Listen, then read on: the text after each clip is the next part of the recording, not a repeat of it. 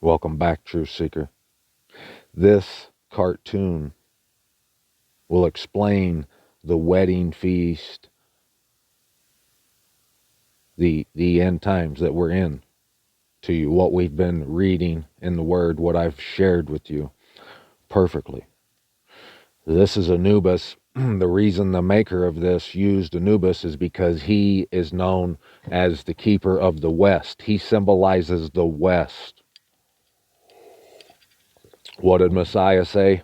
He said it'll be just when he returns, it'll be just as lightning flashes in the east and shines to the west. Watch. See? That's Messiah. Your heart needs to be to the west. And how can that be? Well, look what's in the east right now.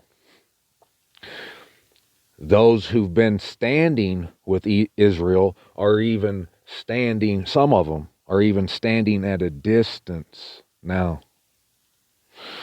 You know, but they're still locked into that agreement they've made, that idol that to that idol that they've worshipped. And this video right here explains all that to a T. It's all about what you see going on in the news right now.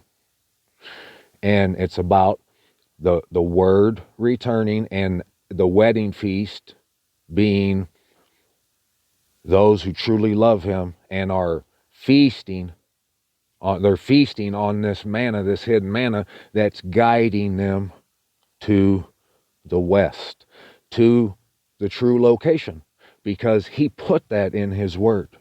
And those who truly love him, who are seeking diligently, truly his word, they see that. They see that he placed this riddle, this code, this message in his word. And we follow it. We come to the spot where he says, you'll get to live. But everyone else, it explains that here in this cartoon too. Watch.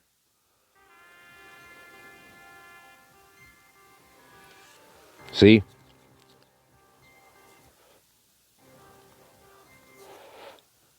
The blue and white guy. You should already know. He's all they've been doing with the TV, with Hollywood, with radio, with everything. They've been spewing lies, telling you this is where it is. And the rapture is what's going to happen. All these lies.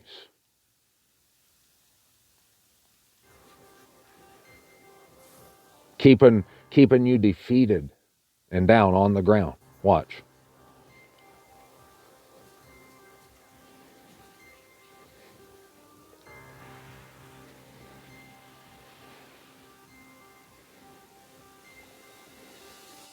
Where the scepter is, like a moth to the flame. The scepter was, where the scepter was is what got bombed. You know where that is. It's Jerusalem. And like a moth to the flame, look at all the believers in the world that are focused to that place in one way or the other. And all the believers who will go down with that ship, it was like a moth to the flame.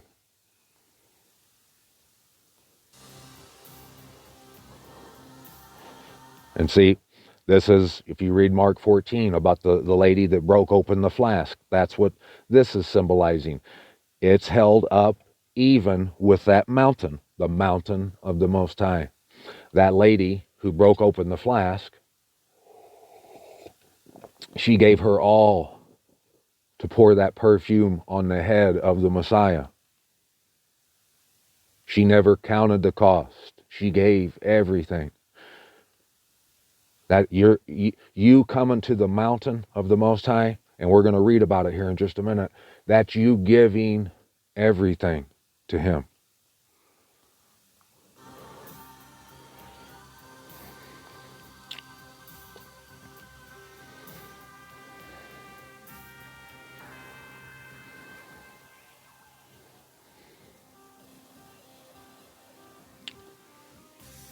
right here. And look, the common man who's supposed to be guiding their families to that, to do what's continual, to follow the Most High, the Lamb, to come and take your inherited land. They're tied up with the work of their hands. It's just like the Messiah said. He said, the kingdom of heaven is like, a guy he was having a wedding feast for his daughter or whatever, and he invited everybody, all these people, and they all had excuses. They said, oh, I got a field, and I just got 2 cows, blah, blah, blah. That's what the world's doing right now. They're like, man, I got a job. I got bills to pay. I can't just leave and go to the West. But that's what you have to do. And if you can't, then you really didn't love the Most High. You can't blame him for leaving you behind.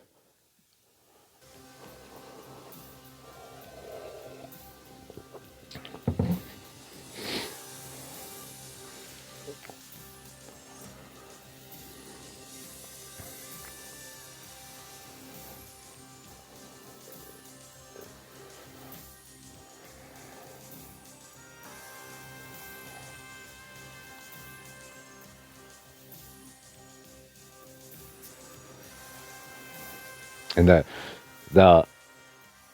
the image of the beast is what's keeping you from coming to this great gift that the Most High has for you, that he's placed in his word for those who were truly hungry and thirsted and hungered for the truth found in his word. You can come take this great reward in truth and in righteousness.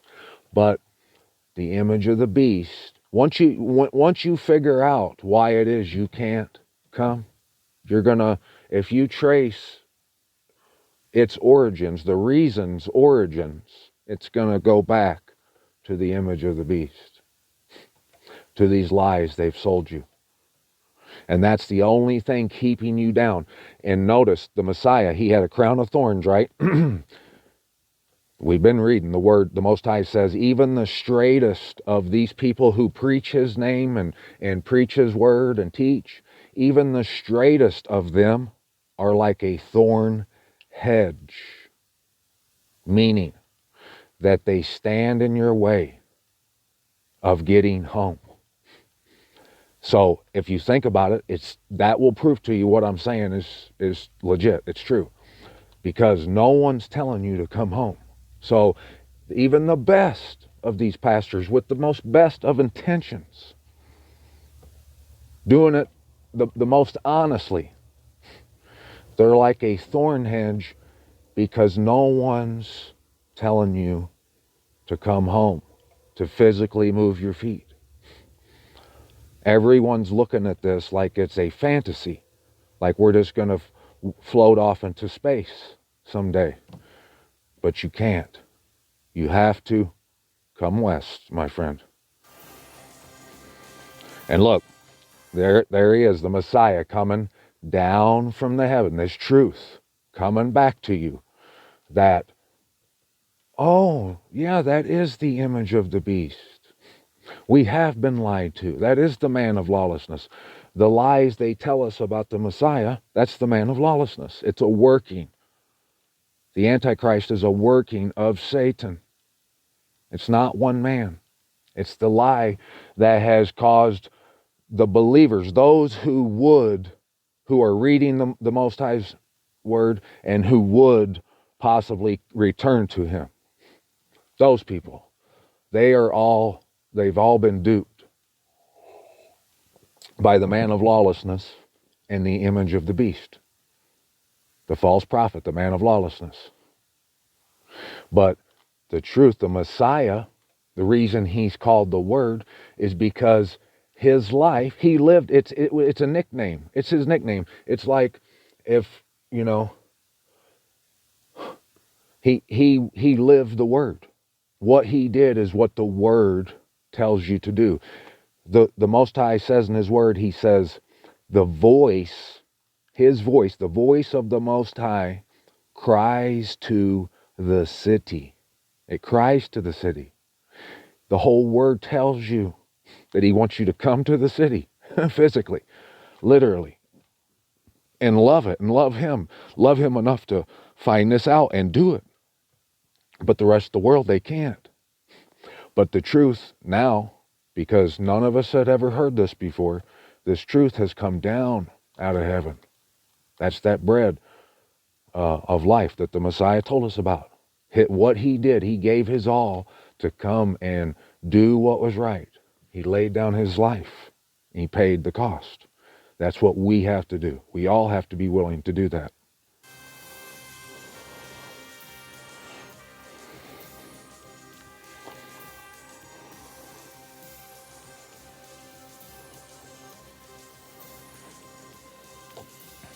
Now this is big right there.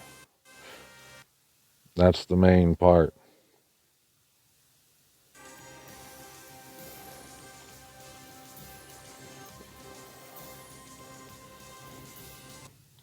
Right here. This is like the enemy destroying everything. That's what this symbolizes. And notice the raccoon tail. I've talked about this at length in past videos. Go back through and watch. That's a raccoon tail, okay? How this is, you'll see after I play this, if you probably already know, but that symbolizes what the chaos, the destruction that's going on. That little blue guy or whatever, or girl, whatever she is, he is, that symbolizes what's happening, this destruction that's happening, and I'm going to prove to you that it is. That raccoon tail, the band that made the music to this video, is their band name is the Tanuki Project. A tanuki is a raccoon dog. It looks like a raccoon, but it's not. It's a dog. And it's from the Caucasus Mountains, the Ashkenazi, up in that area, you know. But a raccoon, it's from North America. So what you're seeing, what this little scene is symbolizing, is exactly what I've been telling you. That the image of the beast is causing all the destruction because he's caused the world to walk anywhere other than your real home. It's at the feet. That symbolizes you coming to Jerusalem or you going to the image of the beast. And even if you're not going to the image of the beast, and that's just all of it's just a laughing matter to you, and you're just going to set this one out and stay home, you're destroyed. That's what this scene symbolizes. And if you go in them videos or go look up the Tanuki Project, they have a song called I'm Eve, I think it's called. And they're saying, or I'm not, no, that's not what it says. I'm Lilith. It's called I'm Lilith or something like that. But she's saying that you thought I was Eve. No, I'm actually Lilith. And the whole video is all these just normal people who are at jobs and they can't leave and go nowhere because of their life. They keep floating up like a couple feet off the ground, symbolizing the rapture, and the last one is a clown, because that's what that idea has made out of people, clowns. And they're all running around beating their chest, acting and talking about the rapture, this and all this, and they can't see what's going on right in front of their face. And it's because they're trapped. And I'm not going to show you this one part, but the part where it shows the male reproductive organ, it shows that it is a prison cell, and the whore of Babylon is inside that prison cell. And her skirt's lifted up, and you see her shame. She's in a prison because sex keeps you bound to Babylon. and the Benjamins, baby. Those things, if you can't, because most people, like if a man hears this message and he sees the truth in it, but he's married and his wife and kids ain't never going to go for it, well, you know what I mean? Like, those things are what's prohibiting people from returning to the Most High all the way. And it shows all that in this video. Go check it out. Go watch it, because and every little scene is packed with vital information. And I'm going to go read some Psalms to you, and it's going to prove to you yet again that I'm telling you the truth. Right here, Psalms 24. And yes, it's not a coincidence that it's Psalms 24. The earth belongs to Yahuwah and all that fills it, the world and those who dwell in it. For he has founded it upon the seas, and upon the waters he does establish it. Who does go up into the mountain of Yahuwah? And who does stand in his set-apart place? He who has innocent hands and a clean heart, who did not bring his life to nothing. So if sex or money or whatever, your land, your job, your cars, your clothes, all that, whatever it is, if you can't walk away from it to come see the Most High, that's what you gave your life to. And it was for nothing. You have to come to his mountain if you want to live. The Most High is the one who calls the shots, not us. If you want to live, you got to do it his way. Just like the bus stop analogy. You guys remember the bus stop analogy? It's just like that. If you want to get on the bus, baby, you better get to the bus stop. So anyone, if you can't get to the mountain, you brought your life to nothing, and you swore deceivingly. You swore that you were a child of the Most High, a servant who feared him, who loved him, all this. And hey, I hope you do. But if you don't make it to the mountain, that proves that you did not, doesn't it? It does. Facts. If you love him, you'd be here with bells on. That's what all the parables of the kingdom tell you. The wise virgins, when they hear the voice of one telling you to go meet the bridegroom, you must come out. See, and you're hearing it right now. If you refuse to come out and come here to heaven, to paradise, I'm telling you it's paradise. I'm like your tour guide here. I've been taking you around town and showing you all kinds of its beauty, and it's proven to you that it's everything the Word, the Most High, tells us it would be. I've been telling you that, showing you. So if you don't come, you didn't love him.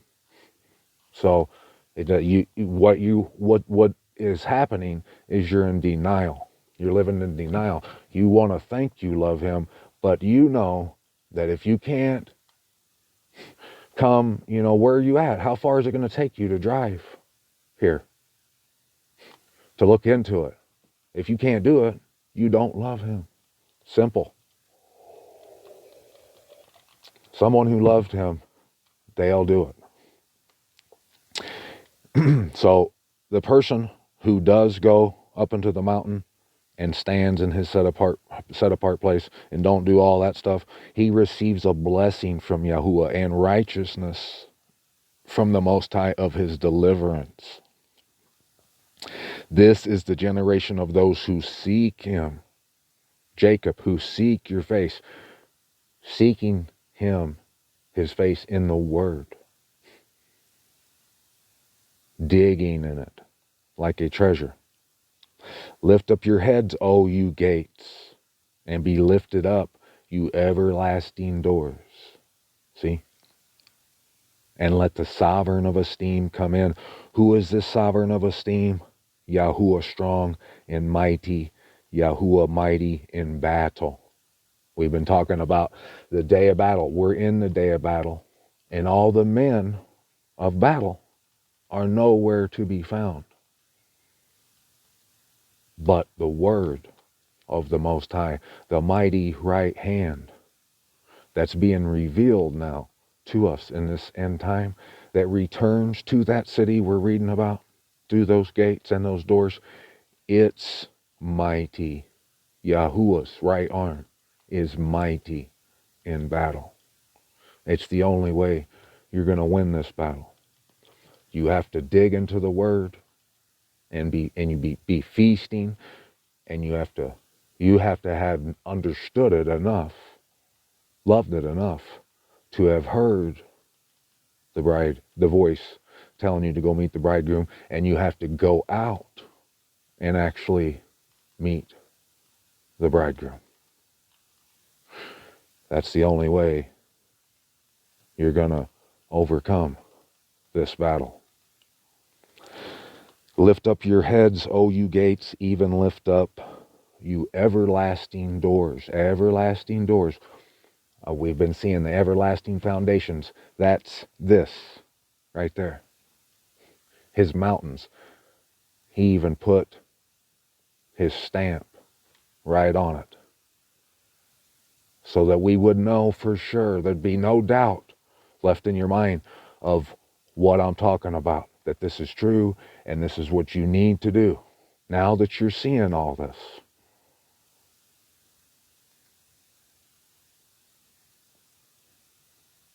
Let the sovereign of esteem come in.